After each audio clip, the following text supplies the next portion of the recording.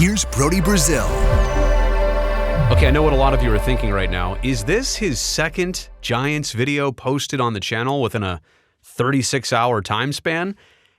And the answer to that is yes, it is, but it's still only really the second Giants video I've ever made and posted here on the channel. So don't get it twisted. I'm not changing the trend of content I produce, but hey, this was interesting. Last night, it caught the attention of the baseball world. Carlos Correa with a mammoth contract signing. He's going to be a San Francisco Giant after all those years in Houston, after that one last year in Minnesota. Now he's coming to the National League. He's coming to the Bay Area. And you can see what it looks like already, thanks to Photoshop and thanks to my colleagues at NBC Sports Bay Area. So there you have it, graphically depicted. Now let's talk about the details of this deal. I mean, again, I'm an A's guy. You all know that. But I find this compelling and interesting in all the years I watched Oakland go up against Correa, especially in the division, and now he's a member of the Giants. But speaking of the San Francisco side of this, one word I think fits the bill more than any other: uncharted. 13 years, $350 million, right? I think there's only been 3 or 4 bigger contracts in baseball history, like prior to this one. The Judge contract, Trout's contract. I think Bogart's was a little bit bigger, but this is literally top 5 baseball contracts ever in terms of term and dollar amount. So it's a lot of money. It's a long time. If you're top 5 in baseball history, then yes, indeed, it's the largest Giants contract awarded ever. And I do say awarded, specifically. It's not given out, and it was earned, but I also think awarded is probably the best way to put it for Correa. Talented player. You're going to get him for all of his 30s and the end of his 20s and also into his 40s, like 41, I think, when he's done with the contract. More on that in just a second. But it's not just this one player for San Francisco. I mean, that in itself is a big commitment. Throw in some of the other deals that they've made in the last couple weeks, and this has been their largest offseason spending total ever. And I mean by far. Their prior big haul, so to speak, was back in 2015. It was $250 million. And just rewind your brain back to that time, right? World Series wins in 10 and 12 and 14 and then 15. It was a rough year, so they were looking to get right back on track as soon as possible. Money didn't really matter, whatever it took. And honestly, they did get back to the playoffs in 2016. But after that, things kind of fizzled. It obviously did not pay off for them. But $250 million in 2015 compared to almost double that so far, and they still have some other players to sign. I think a bullpen to fill out a little bit. $463 million so far this winter. So if there are some things that make you uneasy or nervous or hesitate to really understand the nature, the complexity of all this, it's not just because of this Carlos Correa signing. It's the bigger picture, which puts the Giants truly in uncharted territory. But in all fairness, we can make this about the Giants. Any team that was going to sign Correa and any team that had other pieces to go along with it would be in this uncharted territory too. So it's not fair to say, well, this is unique to the Giants. This would be unique to a lot of teams, the position that Farhan Zaidi, the GM, and San Francisco are currently in right now. I titled this next page here, Scary Parts. You could say intimidating. You could say part of the worry. I mean, there's hope and worry about this. We'll just attack the worry here first. Was some of this an impulse reaction to not landing Aaron Judge? Now, you go back in time, what was it, 7 to 10 days ago, and there was all that Judge talk, maybe to San Francisco. There was the infamous John Heyman tweet, Judge to San Francisco. And then that quickly changed. And look, we'll never know how serious Aaron was about the whole coming to the Giants thing, whether it was totally fabricated, whether there was some leverage play, whether he was really into it. I mean, he came all the way out here, he visited. I don't think you waste your time and sacrifice being a genuine person to fake it to people just to get your contract somewhere else. I think there was something to it, but I digress. But from the Giants side, was this an impulse reaction? Like you were close on something, you felt close on Judge, Now you got to go out and still make the next big splash possible. And could it also have been a reaction move to try and keep up with the Dodgers and Padres? Obviously, California teams, division teams that you'll be chasing and needing to chase to assure yourself a playoff spot, teams that you might see down the line in the National League side of the playoffs, and you know how much they've been spending and what they've committed to in the future, and you feel like you just have to keep up some way, somehow with a big name. And I don't know if that's, I'm not a GM. Is that the necessary way to do things? Is that just the human nature side of things? But again, if it's a reactionary move, then maybe it wasn't the prudent move.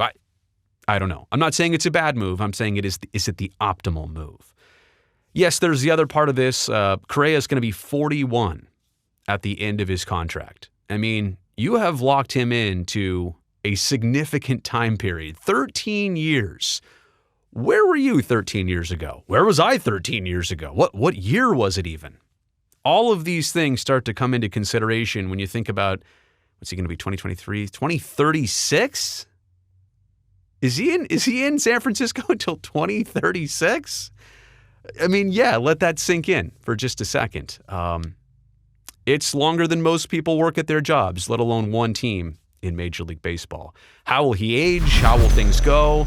You're obviously hoping by the time he's 41 that he has accomplished things with and for the team that have totally paid off, and you're not really worried about those last couple of years anyway. But just to know that he's in for that long at that much money, of course it's intimidating. And then there's the last part of this. Obviously with Correa, you're getting a gold and platinum glove shortstop, but you already obviously have somebody who's been way more than serviceable. Like, I think serviceable is a disrespectful term for Brandon Crawford. He's been great. He was a carryover piece from your couple of your World Series, your early success in the 2010s, has only played for one team, has only played one position.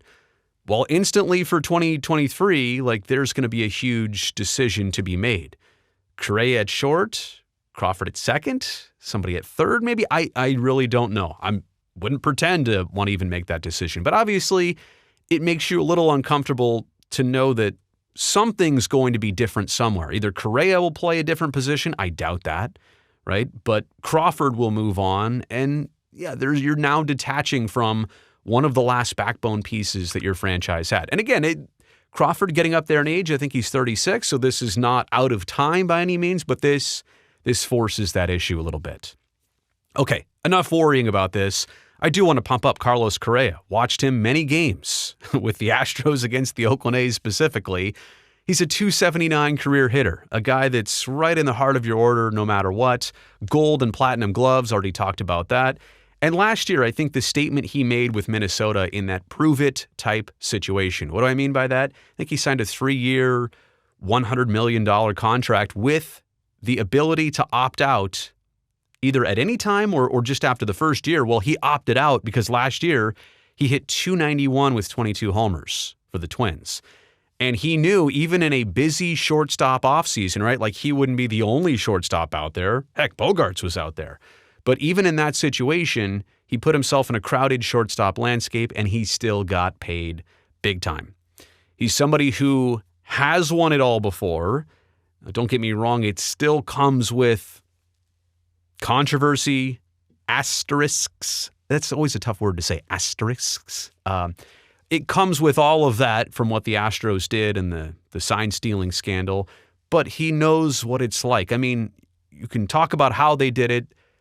They shouldn't have done it. The Houston Astros, with or without cheating, were a very good baseball team. He knows what it's like to be in a group and part of a group and a leader of a group like that. And I think, no question, when you bring him into San Francisco, there's your leader, there's your centerpiece, there is the player at the key position, shortstop, that you're going to build around, right? So it does offer the Giants something they haven't had, obviously, since Posey retired 2 years ago, and years before that, whether it was Bumgarner or Lincecum or going back to Barry Bonds, honestly, or years before that, Will Clark for the Giants. It does give you that type of player to have in your clubhouse and in your dugout. Okay, I'll end the video with this. Just a couple hot takes from yours truly, the Oakland A's guy. But I hope, you can understand. I'm genuine here in my interest about this whole situation. It's baseball. It's sports. It's interesting. I do think the Giants overpaid. But I'm also here to say that any team that was going to sign him would probably have agreed on a similar deal. Maybe not all of 13, but even 11 or 12. What's the difference, honestly, at the end? It's a lot of years. It's double digits. And I don't think the Giants had a full-on choice here. That's what the market value was. So if they paid well over the market value, then you can say, whoa, what are you doing here? But they agreed to what other teams would likely have agreed to. So they made the choice. They've never gone in like this, as hard as this before, as far as this before, but they did. And I think they overpaid, but maybe they overcommitted. That might be my better word here. Overpaid? Nah. Overcommitted? Yes. But you were going to have to give him those extra years because somebody else would have. Bottom line is, if it pays off 4 and 5 and 6 and 7 years into this deal and 8 and 9, then 10, 11, 12, 13, I know we'll approach that when we get there, essentially. I also believe, as part of another hot take here, this was actually a better acquisition for the Giants than Aaron Judge. I'm not kidding. No disrespect, Judge plays a perfect corner outfield position, and he's going to hit a lot of homers, and eventually someday, whether now he's in the American or National League, he'll just DH. He doesn't have to play outfield. I think he made no errors at all last year, so he's a great outfielder, but you want him for your bat, and pretty much for his bat, and only for his bat. That's the real reason. With Correa, you get a really good bat for average, for power, but most importantly, you get that glove at shortstop. And those players are hard to come by. And I just think with the way that Judge would have come out here and all the hype and expectation and all the I'm not saying Aaron Judge comes with baggage. This is not necessarily it, but I think Carlos Correa is just more of a simple, robust leader. And this is a more simple thing personality-wise, but also a more simple thing like in deciding who provides your team with more value. Shortstop versus right fielder. The way the Judge thing played out versus the way this played out, in my opinion, I think they're better off. Not by a large margin, don't get me wrong. Who would not want to have Judge? But I think landing Correa might have been better than the way they were going to get Aaron Judge, if that was even ever on the table. And then last but not least here, so what does this mean? What does this do for the Giants? I do think they are instantly better. And it goes with a handful of moves. I think getting Mitch Haniger, tremendous acquisition. The Bay Area native, he's going to hit the ball too, now provide a little protection in that lineup for Correa. But they're instantly better because of this. They're instantly better because of the multiple moves they've made. But I don't know that they're win the division better. And ultimately, if you're not building for that, and they are trying to, I'm just saying it's hard to keep up with what the Padres are doing and what the Dodgers have been doing. And the Giants farm system, they're having to acquire from outside instead of pushing up within. That will cost them eventually if they don't continue to internally get better. So I'm here to say, yes, they'll have more than 81 wins that they had this year versus next year. No question about it. But win the division, and they might, but I don't know that this one move or even the handful of moves ultimately get you to that outcome and that result. There you go. Carlos Correa. Get used to it. He'll be a Giant to the point where I might be retired in 13 years. What am I going to be doing in 13 years? I mean, if I'm already a little bit gray now, I'm going to be like the silver fox by the time he's done playing in San Francisco. Thanks for checking out this video. Again, not a typical topic I normally cover here on the channel, but I was interested. I had some thoughts. And I'm going to do more, not necessarily Giants, but just random sports stuff from the Bay Area here on my channel. So let me know if you like it, or let me know if you dislike it.